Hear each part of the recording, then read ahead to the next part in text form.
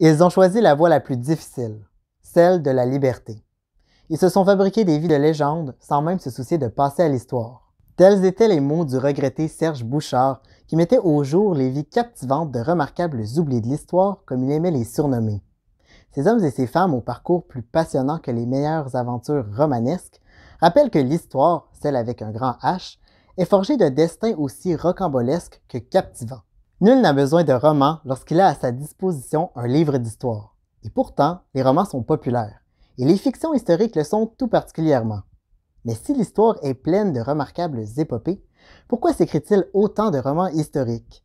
Quel est l'intérêt de telle fiction et pourquoi ai-je décidé d'en écrire une? Autant de questions sur lesquelles je me propose de me pencher aujourd'hui.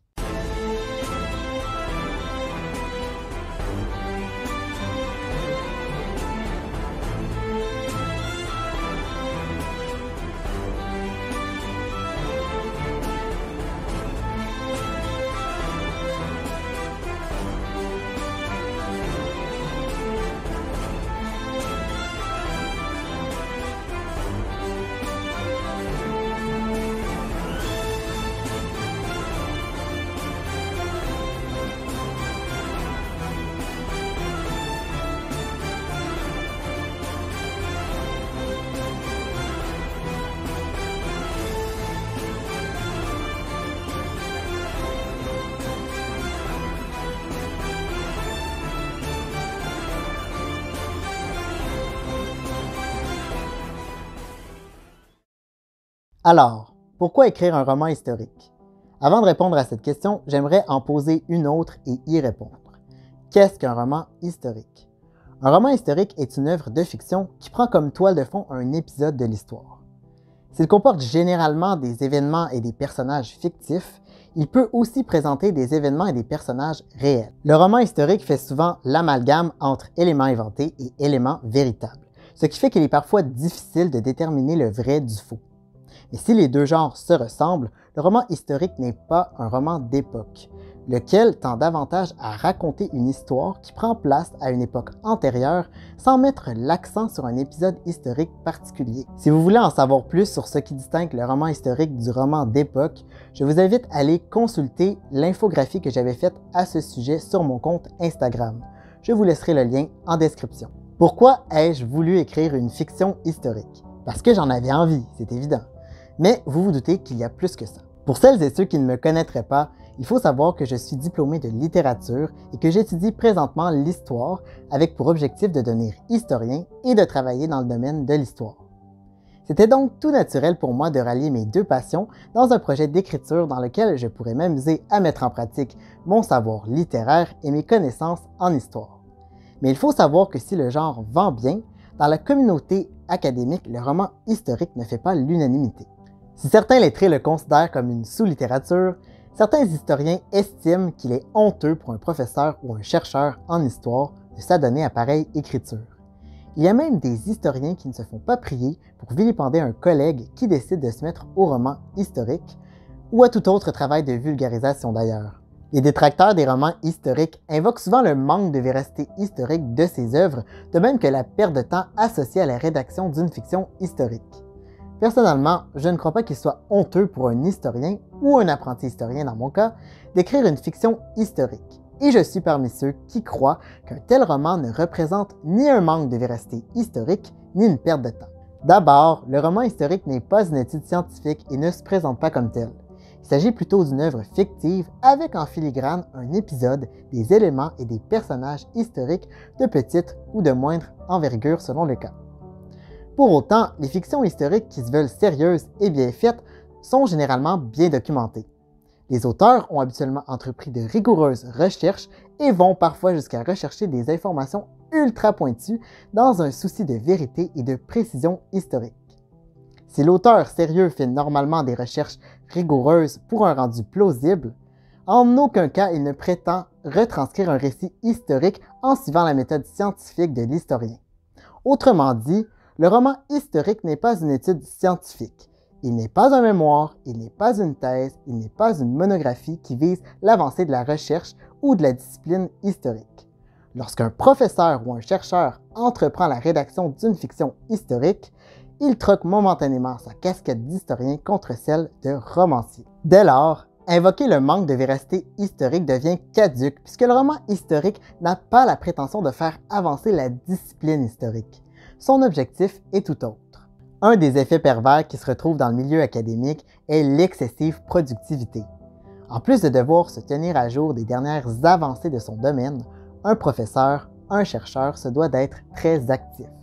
Il doit enchaîner les colloques et les publications afin de réaffirmer son expertise et surtout de prouver son utilité dans l'avancement de son domaine. En ce sens, lorsqu'un historien entreprend la rédaction d'une fiction historique, il est parfois pointé du doigt par des collègues qui se permettent de regarder son initiative de haut ou qui estiment qu'il trahit sa fonction en s'affairant à une tâche qui ne fera pas avancer son domaine. Mais est-ce pour autant que l'écriture d'un roman historique est une perte de temps? Je ne crois pas. Si on écarte les bienfaits que la rédaction d'un tel projet peut avoir sur son auteur, écriture thérapeutique, épanouissement, plaisir créatif, etc., la fiction historique peut servir d'intermédiaire entre l'historien et le non-initié. Les romans historiques ont de génial que, contrairement aux études scientifiques, ils sont accessibles au grand public. En ce sens, ils ne sont pas dénués d'intérêt pour l'historien, qui peut s'en servir comme courroie de transmission du savoir, mais aussi comme point d'entrée dans la discipline. Combien d'historiens se sont pris de passion pour leur domaine après être tombés sur une œuvre de fiction? Dans une entrevue avec Laurent Turcot, Éric Bédard a raconté que la série Racine, tirée du roman homonyme d'Alex Haley, avait grandement contribué à son intérêt pour l'histoire. Hormis la distraction, l'objectif du roman historique est d'intéresser les gens à l'histoire tout en partageant des faits véridiques à travers une trame et ou des personnages fictifs. Il offre une belle façon d'apprendre et de se cultiver sans les inconvénients des travaux scientifiques réservés aux historiens et aux chercheurs.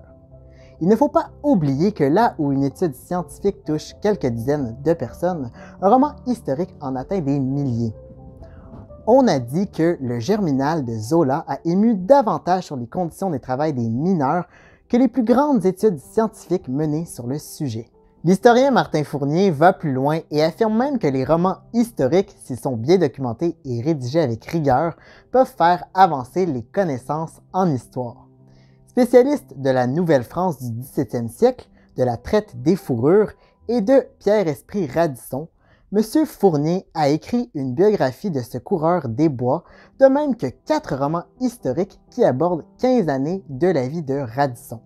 Dans une conférence donnée dans le cadre des Rendez-vous d'histoire de Québec, il présente sa conception et sa vision du roman historique. Il dit, et je cite, « La rédaction de ces romans m'a permis d'approfondir mes connaissances sur Radisson parce que le travail de conception, de réflexion et d'organisation d'un roman m'ont fait réfléchir à des aspects que j'avais négligés comme historien. » Martin Fournier souligne bien la nature différente du travail du romancier versus celui de l'historien.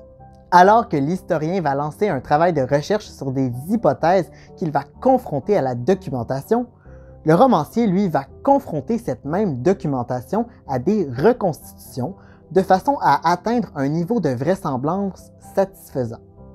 M. Fournier explique sa méthodologie lorsqu'il dit « Comme romancier, il faut combler les vides, donc entre les informations certaines, on remplit de façon vraisemblable pour créer une cohérence. » Laurent Turcot est du même avis et affirme avoir brodé sur les traces du passé. Je parle beaucoup de franc-maçonnerie dans le livre. Tout ce qui se passe est vrai, mais le brodage fait le lien entre cette pratique et le gouverneur Guy Carleton, qu'on a soupçonné d'être franc-maçon. Martin Fournier conclut en disant que le travail d'un romancier sérieux et rigoureux peut tout à fait compléter le travail de l'historien.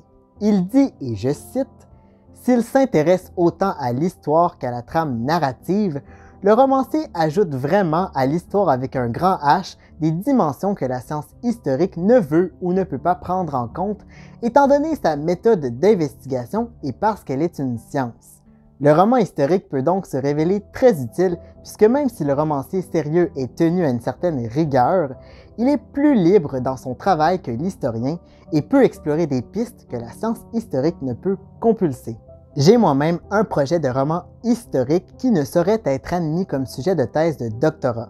Ce projet vise à explorer le ressenti d'une figure historique au crépuscule de sa vie. En tant qu'historien, je ne pourrais prétendre connaître le sentiment qui habitait ce personnage au moment de sa mort, puisqu'il n'existe aucun moyen de vérifier son ressenti à ce moment-là.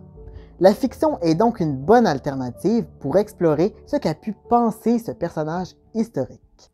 J'arrive au moment de la vidéo où je dois vous raconter ma rencontre avec l'histoire. Si j'ai toujours eu un certain intérêt pour l'histoire, par exemple, j'aimais écouter mes grands-parents me parler de leur enfance sans eau courante ni électricité, j'adorais regarder des films d'époque ou des documentaires, etc. C'est une œuvre de fiction qui m'a amené à vouloir faire de l'histoire. Et non, ce n'est pas un roman historique, mais quelque chose de bien plus inusité. Adolescent, j'étais un grand consommateur de manga. Je me souviens qu'à une certaine époque, j'en achetais presque toutes les semaines au point où je ne savais plus où les ranger. Un jour, je suis tombé sur un manga qui s'appelait La Rose de Versailles et qui se déroule à l'époque de la Révolution française. Un peu comme le ferait un roman historique, le manga met en scène des personnages réels dont Louis XVI, Marie-Antoinette, Robespierre et Saint-Just. Tout au long de ma lecture, je me rappelle avoir été désarçonné par le personnage de Louis XVI qui était présenté comme un roi franchement faible et vraiment stupide. Je me souviens m'être demandé si une telle stupidité était possible pour un roi si puissant. Je savais que les rois gouvernaient de manière héréditaire, mais je me demandais pourquoi on avait laissé le trône à Louis XVI s'il n'était pas apte à régner. J'avais aussi une vision très naïve de la monarchie. Pour moi, un roi avait tous les pouvoirs et je ne comprenais pas comment Louis XVI avait pu finir guillotiné. Tous ces questionnements, vous devinez, m'ont amené à vouloir me renseigner sur la figure de Louis XVI. Et par vouloir me renseigner, je veux dire que je voulais tout savoir sur le monarque déchu. C'est comme ça que je me suis retrouvé à lire la biographie colossale de Jean-Christian Petit-Fils, qui a passé près d'une décennie à étudier la vie du monarque. Contrairement à la lecture de La Rose de Versailles, la lecture du Louis XVI de Jean-Christian Petit-Fils a été très rude. J'avais 15 ans et je me souviens que je ne comprenais pas la moitié de ce que je lisais. Il y avait des tonnes de concepts que je ne comprenais pas. Ancien régime, dauphin de France, tiers-état, sans culotte, je vous mets les images qui me venaient en tête quand je rencontrais tous ces termes. Je lisais sur la politique, sujet dont j'ignorais tout, d'une France vieille de plus de 2 siècles et qui ne me disait pas grand-chose en dehors des croissants et de la tour Eiffel. Il fallait que je sois sacrément accroché pour poursuivre ma lecture et pour tenir sur plus de 1000 pages. Ça m'a pris des mois, mais j'ai finalement obtenu des réponses à mes questions. Non, Louis XVI n'était pas stupide. Oui, il était monarque absolu, mais non, cela ne lui permettait pas de faire tout ce qu'il voulait. Sauf que le livre de Jean-Christian Petit-Fils n'a pas fait que m'apporter des éclaircissements. Il m'a surtout apporté de nouvelles interrogations et m'a fait sauter à pieds joints dans la Révolution française. Et de là sont venues s'ajouter d'autres lectures qui, lentement, m'ont amené à vouloir étudier l'histoire à l'université et à en faire mon métier. Si ce n'était pas de ce manga que j'ai lu étant adolescent, je ne me serais peut-être jamais passionné pour l'histoire et je ne serais peut-être pas en train de tourner cette vidéo aujourd'hui. La fiction a ce pouvoir de susciter chez nous des émotions. Dans mon cas, une profonde pitié pour ce gros bonnet de Louis XVI représenté dans La Rose de Versailles. Et ces émotions peuvent révéler chez nous un intérêt presque insoupçonné. C'est ce pari que je me suis lancé en commençant à travailler sur ma fiction historique et c'est encore ce même pari qui m'a stimulé à entamer les recherches pour une trilogie historique que j'écrirai quand j'aurai terminé mon présent manuscrit. Et si ne serait-ce qu'une personne peut apprendre des choses en me lisant, puisque bon nombre des éléments qui se retrouvent dans mon roman sont véridiques, eh bien, j'aurai atteint mon but. N'est-ce pas là l'objectif des meilleures œuvres de fiction, nous distraire tout en nous faisant réfléchir? Voilà pourquoi j'écris. Et vous, pourquoi écrivez-vous? Voilà pour la vidéo d'aujourd'hui. Je ne sais pas pour vous, mais pour moi, la capsule a été riche en émotions. Ça m'a fait du bien de revenir sur mon parcours comme ça avec vous. Ça m'a fait revivre plein de beaux souvenirs et surtout, ça m'a rappelé pourquoi je travaille aussi fort à mes projets, même quand j'ai l'impression que ça ne sert à rien. Si vous aussi, vous avez des rêves un peu fous, franchement, suivez-les. Suivre ses rêves, ça donne un sens à sa vie et c'est probablement ça le vrai bonheur. Et ça vaut vraiment la peine de se reconnecter aux émotions qui ont fait naître nos rêves pour nous le rappeler. N'hésitez pas à me dire en commentaire ce qui vous a amené à développer vos passions et à suivre vos rêves. Je serais vraiment, mais vraiment très curieux de vous lire. Sinon, n'oubliez pas de laisser un petit pouce bleu si vous avez aimé la vidéo, ça m'aide. Et surtout, de vous abonner à la chaîne si ce n'est pas encore fait. Ici, on parle d'écriture et d'histoire. Vous pouvez aussi me trouver sur Instagram si vous avez envie de voir plus de mon contenu. En attendant, je vous dis portez-vous bien, écrivez bien et à la prochaine. I'm sorry. I don't want to be an emperor. That's not my business.